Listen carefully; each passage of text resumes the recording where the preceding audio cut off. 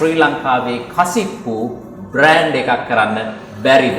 මේක තහනම් කරන්න පුනරුත්ථාපනය කරන්න මේක අයින් කරන්න බෑ.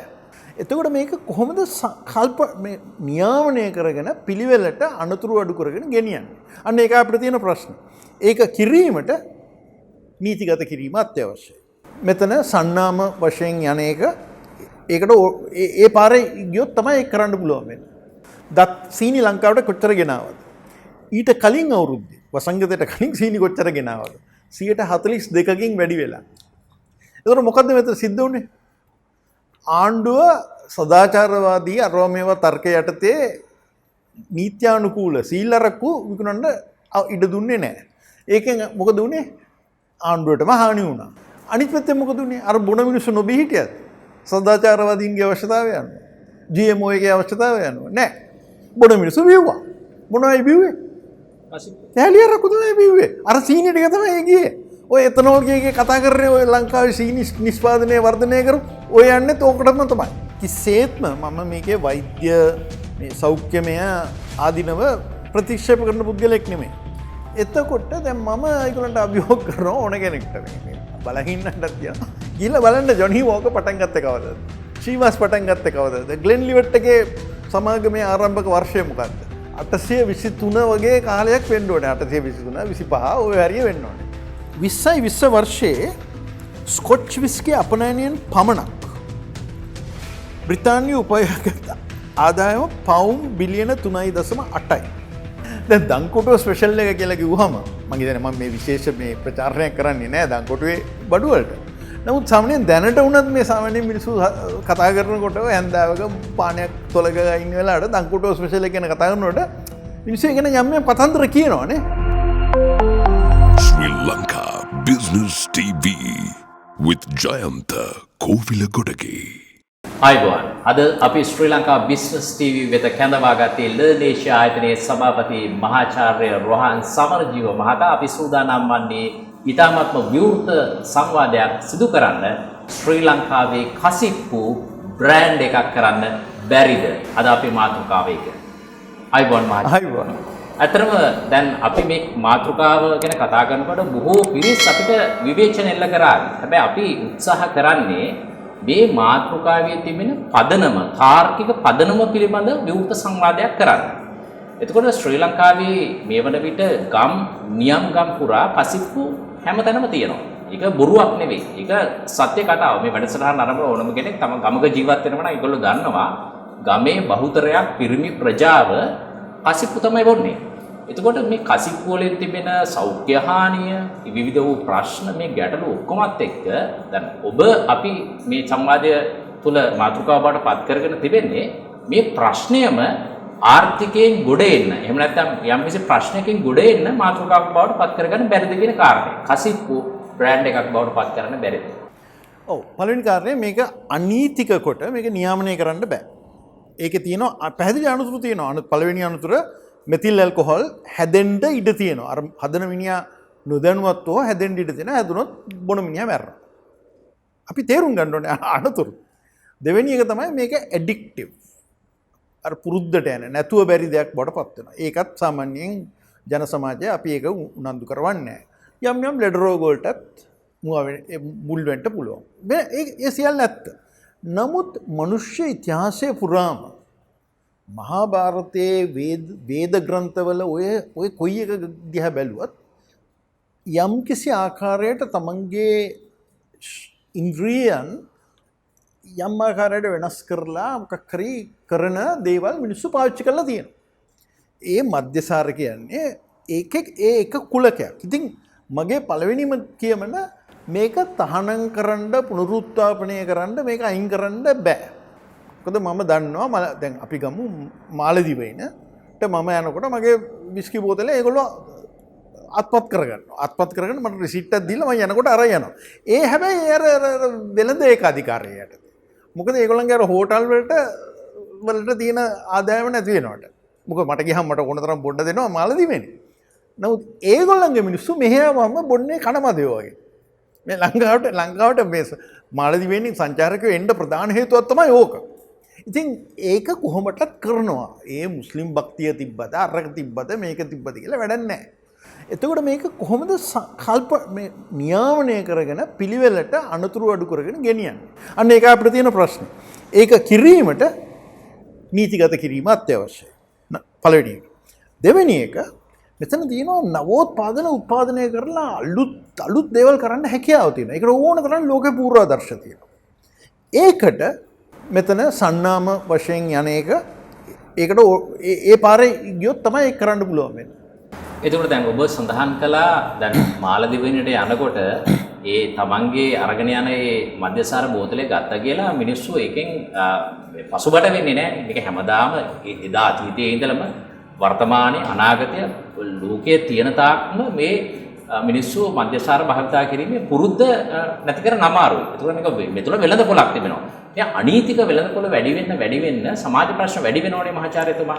ඒතකොට දැන් උදාහරණයක් විදිහට අපි නිකන් ඔබෙන් දත්තත් එක බැලුවොත් පසුගිය කාලේ මේ කොවිඩ් වාතාවරණය නිසා රට වැහුවාම මම හිතන්නේ ඔබ ගාව තියෙන යම්කිසි තොරතුරු කොහොමද මේවා වැඩි වුණේ අඩු වුණේ කියන කාරණේ. ඔව් ඉතින් දැන් සාමාන්‍යයෙන් අනීතික දේවල් ගැන දත්ත නැහැනේ. තියෙන්නේ නීතික දේවල් ගැන දත්ත. එතකොට අපි ඉතින් කවුරුත් දන්න දෙයක් තමයි සීනි සෑහෙන වැදගත් අමුද්‍රව්‍යයක්. මේ මම කසිපු කියන වචන වැඩි පාවිච්චි කරන්නේ නැහැ. හැලියරක්කු. මම මේ පොඩි දවස්වල කට්නායක හැදිච්ච ළමයෙක් හැටියට මට හොඳට මතකයි මේ පැත්තේ මිනිස්සු කතා කරන්නේ හැලියරක්කු. දැන් හැලියරක්කු පාවිච්චියට නිෂ්පාදනයට පාවිච්චි කරන දෙයක් තමයි සීනි. දැන් මගව දත්ත තියෙන ආණ්ඩුවේ දත්ත. ආණ්ඩුවේ දත්ත අනුව අර තියෙනවා කාර්තු වශයෙන් අපි දත්ත ඉදිරිපත් කරන්නේ මේ වසංගතයේ ආවේ මාර්තු මාසනේ. එතකොට ඒ කාර්තු 3 මාර්තු මාසයෙන් පටන් ගන්න අප්‍රේල් මාසයෙන් පටන් ගන්න මාස 9 දත් සීනි ලංකාවට කොච්චර ගෙනාවද? ඊට කලින් අවුරුද්දේ වසංගතයට කලින් සීනි කොච්චර ගෙනාවද? 42%කින් වැඩි වෙලා. එතකොට මොකද්ද මෙතන සිද්ධ වුනේ? ආණ්ඩුව සදාචාරවාදී අරවා මේවා තර්ක යටතේ නීත්‍යානුකූල සීල්ලරක්කු විකුණන්න ඉඩ දුන්නේ නැහැ. ඒකෙන් මොකද වුනේ? ආණ්ඩුවටම හානි වුණා. ඇයි ආණ්ඩුවට ආදායමත් නැහැ දැන්. එක්සයිස් ඩිපාර්ට්මන්ට් එකේ ටාගට්ස්ුත් නැහැ. අනිත් පැත්තෙන් මොකද වුනේ? අර බොන මිනිස්සු නොබී හිටියත් සදාචාරවාදීන්ගේ අවශ්‍යතාවය අනුව GMO එකේ අවශ්‍යතාවය අනුව නැහැ. බොන මිනිස්සු බිව්වා. මොනවයි බිව්වේ? හැලියරක්කු තමයි බිව්වේ. අර සීනි ටික තමයි ගියේ. ඔය එතනෝල් කීකේ කතා කරන්නේ ඔය ලංකාවේ සීනි නිෂ්පාදනය වර්ධනය කරු ඔය යන්නේ තෝකටම තමයි. මොනවද මේ කතා? එතකොට මේ තරකය කොහොමද ගොඩනගන්නේ? දැන් කොහොමද මේක අනීතික භාවයෙන් නෛතික භාවයට ගෙනහැල්ලා රටටත් යම්කිසි යහපතක් ඇතිවන ආකාරයට මේ තියෙන කර්මාන්තය ගොඩට ගේන්නේ? දැන් අපි අපේ මාතෘකාවට පත්නේ කසිප්පු කොහොමද බ්‍රෑන්ඩ් එකක් කරන්නේ කියන කාරණේ. හරි. දැන් අපි ඉස්සෙල්ලාම තේරුම් ගන්න මම කිසිසේත්ම මම මේකේ වෛද්‍ය මේ සෞඛ්‍යමය ආධිනව ප්‍රතික්ෂේප කරන පුද්ගලෙක් නෙමෙයි. නමුත් දැන් සිංගප්පූරුවේ ඒගොල්ලෝ කැසිනෝ ගැම්බ්ලිං හඳුන්වා දෙනකොට ඒගොල්ලෝ විශාල ක්‍රියාදාමයක යෙදුණා. මහජන අදහස් විමසීම්, විශේෂඥයන් කතා කිරීම, පාර්ලිමේන්තුවේ වාද විවාද ඒවා කළා. මේකේ කොහොමද මේකේ ඍණාත්මක පැති අවම කරගන්නේ කියලා ඒගොල්ලෝ සාකච්ඡාවක් ගෙනිච්චා. මම හිතන්නේ මේ වගේ සාකච්ඡාවක් අපේ රටෙත් ගෙනියන්න ඕනේ. ඊළඟට වෙළඳ ප්‍රචාරණයට තියෙන සීමා ඒවා මේ ඔක්කොම අපි කරන්න ඕන. අපි දැන්ටමත් කරනවා. දැන් ඇත්තටම බෝඩ් එකක් ගහගන්න බෑනේ කාටවත් බියර් ඇඩ් එකක්වත් දාන්න බෑනේ. ඒවා හරි. දැන් අපි කල්පනා කරලා තියෙන්නේ ස්කොට්ලන්තේ ගැන. දැන් මේ අපේ තීන්දුව තීරකයෝ හුඟක් අය ඉතින් යම් සමාජයේ අන්තරකට ආවෙන් පස්සේ ඔය අරක්කු බොන්නේ නැහැ. ඒගොල්ලෝ බොන්නේ විස්කි. අපි දන්නවා ඒගොල්ලන්ගේ නිවාසවල තියෙන්නේ මොනවද තියෙන්නේ කියලා. එතකොට දැන් මම ඒගොල්ලන්ට අභියෝග කරනවා ඕන කෙනෙක්ට මේ බලන් ඉන්නටත් කියනවා. ගිහලා බලන්න ජොනි වෝකර් පටන් ගත්තේ කවදාද? ශීවාස් පටන් ගත්තේ කවදාද? ග්ලෙන් ලිවට් එකේ සමාගමේ ආරම්භක වර්ෂය මොකද්ද? 823 වගේ කාලයක් වෙන්න ඕනේ. 823 25 ඔය හරිය වෙන්න ඕනේ. මොකද ඊට කලින් ඊටාම දැඩි දණ්ඩන සහිතව මේ ලොකු බදු අය කරලා එතකොට වැඩි හරිය තිබ්බේ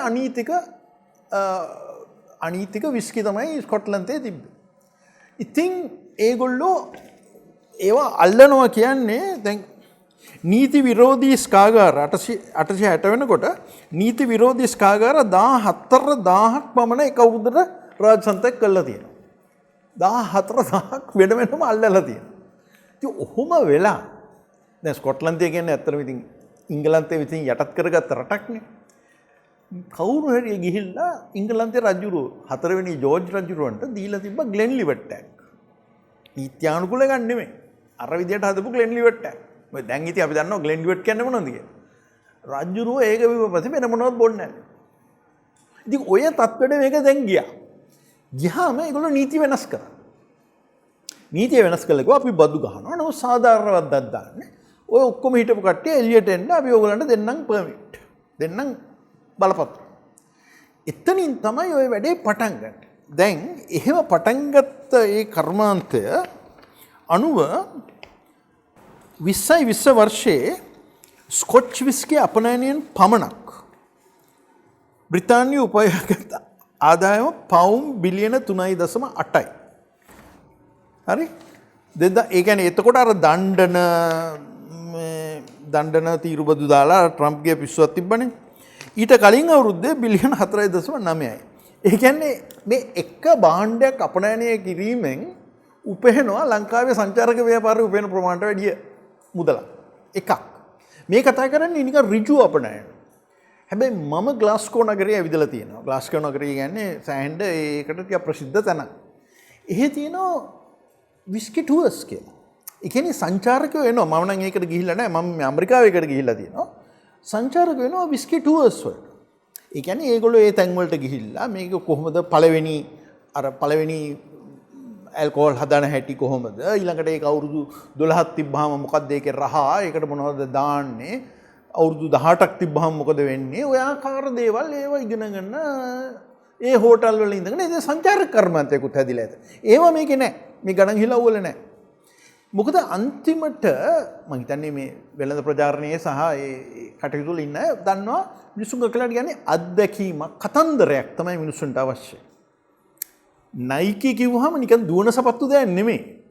නයිකි කියන්නේ ඒක දුවනට අමතරව ඒකේ මයිකල් ජෝඩන්ලා අරගොල්ලෝ මේගොල්ලෝ ඉන්වෝක් කරනවා. ඒගොල්ලන්ගේ මතකයන් ඒ කතන්දර එනවා එතනට ඒ සපත්තුවට. මේ විස්කි වලත් ඒ විදිහට තමයි මේ කතන්දරේ ගොඩනගලා තියෙන්නේ. ඊළඟට අපි දන්නවා පුදුමාකාර මිල පරාසයක් තියෙනවා. ඒතර අපි මොන වගේ කතාවක්ද අපි ගොඩනගන්න පුළුවන් ලංකාවට? දැන් දංකොටුව ස්පෙෂල් එක කියලා කිව්වහම මම හිතන්නේ මම මේ විශේෂ මේ ප්‍රචාරණයක් කරන්නේ නැහැ දංකොටුවේ බඩු වලට. නමුත් සාමාන්‍යයෙන් දැනට වුණත් මේ සාමාන්‍ය මිනිස්සු කතා කරනකොට හැන්දාවක පානයක් තොලක ඉන්න වෙලාවට දංකොටුව ස්පෙෂල් එක ගැන කතා කරනකොට මිනිස්සු ඒ ගැන යම් කතන්දර කියනවානේ. යම් කතන්දර කියනවා. ඒකේ කොහොමද? ඒකේ ෆ්ලේවර් එක කොහොමද? අරකද මේකද? ඒ සමහරක් කතන්දර ඇත්තටම හදන ඒවා.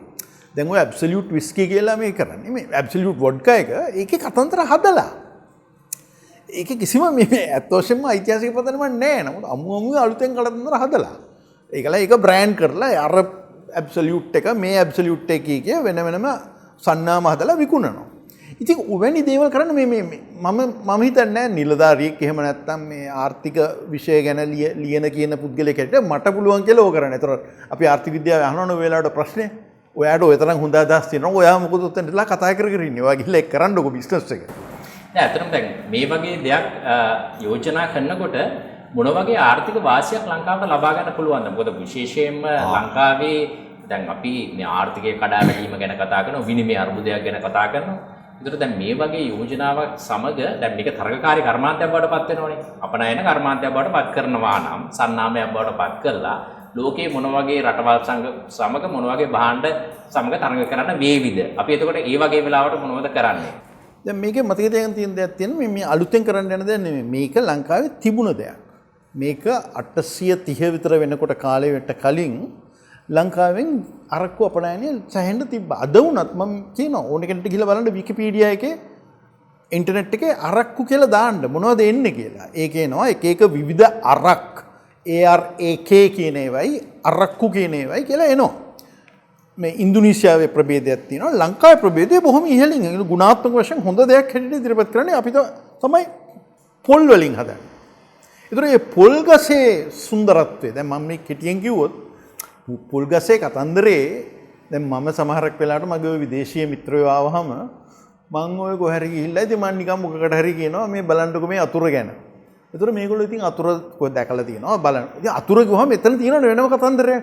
අතුර යන මිනිහා කිව්වම ඒක කොහොමද එයා තාමත්ව පිළිවෙලින් ඒ බෙල්ට් ඇඳගෙන අරම කරගෙන අතුර යන්නේ. හරි?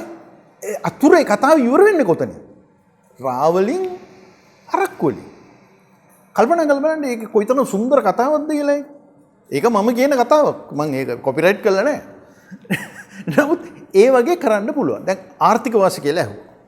පළවෙනි කාරණය. ඕනෑම අනීතික දෙයක් තියෙනවා නම් ඒකෙන් ආර්ථිකයට හානි වෙනවා. මෙන්න මේ ආකාර දෙයාකාර හානියක් වෙනවා. සාමාන්‍යයෙන් රටේ නිෂ්පාදනය කරන ඕන දෙයකින් බදු අය කරන්න ඕනේ.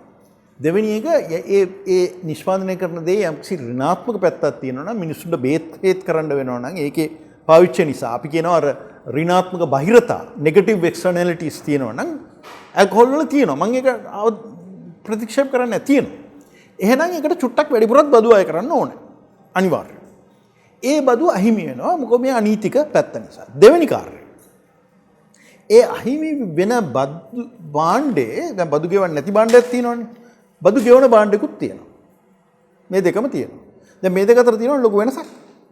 ওই වෙනස පාවිච්චි කරන්නේ මොකක්ද? ওই වෙනස පාවිච්චි කරන්නේ පගා දෙන්න. එතකොට මුළු රටේම ආර්ථික දේශපාලන ව්‍යුහයට හානියක් වෙනවා. පගා දීම අනීතික දේවල් පගා දීමේ අවස්ථාව. ඒ කියන්නේ අපි දන්නවා මේක රැෂනලි දෙන්න පුළුවන් පගාව කීයද කියලා දන්නවා. මගේ වෙනස රුපියල් 500 නම් මම රුපියල් 400ක් දෙනවා පගාව. ඒත් මට වාසි. ඒකෙන් රටේ ආර්ථිකයට අපේ සමාජයට අපේ දේශපාලන ව්‍යුහයට වෙන හානිය නවත්තන්න පුළුවන්. ඒ පළවෙනි කාරණය.